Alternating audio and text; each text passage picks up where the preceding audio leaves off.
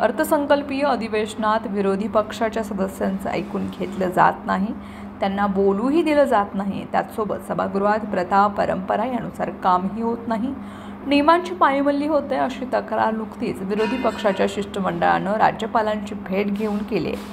त्यानंतर आज पुन्हा एकदा नियम डावलून चर्चा होत असल्याचा मुद्दा विरोधी पक्षाचे सदस्य जयंत पाटील, भास्कर जाधव यांनी उपस्थित केला। यावरून सत्ताधारी आणि विरोधक यांच्यात खडाजंगी झाली। तालुका अध्यक्षांना आसनावरून उठून सदस्यांना शांत करावं लागल्याचं चित्र विधानसभा सभागृहात पाहायला मिळाले। विधानसभेचे कामकाज सुरू असताना प्रश्नोत्तराच्या तासाला सुरुवातीला उत्तर देण्यासाठी संबंधित खात्याचे मंत्रीच उपस्थित नसल्याचं पाहायला मिळाले। त्यानंतर लक्षवेधीला सुरुवात झाली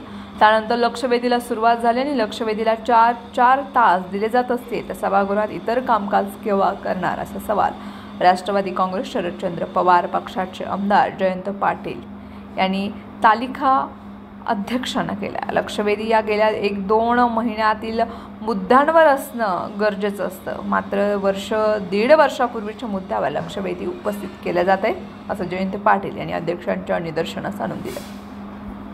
सभागृहाच्या नियमांचा दाखला देत जयंत पाटील म्हणाले, सभागृहाची परंपरा पायदळी तुडवली जाते। 105 मधील नियम आपण वाचलेले आहेत। गुरुवारी 25 लक्षवेधी आणि आज 30 लक्षवेधी घेतल्या जात आहेत। लक्षवेधीवर जर 4 तास घालवले जात असते तर सभागृहाचं कामकाज केव्हा करायचं असा सवाल राष्ट्रवादी काँग्रेस शरदचंद्र पवार पक्षाचे प्रदेशाध्यक्ष जयंत पाटील यांनी केले।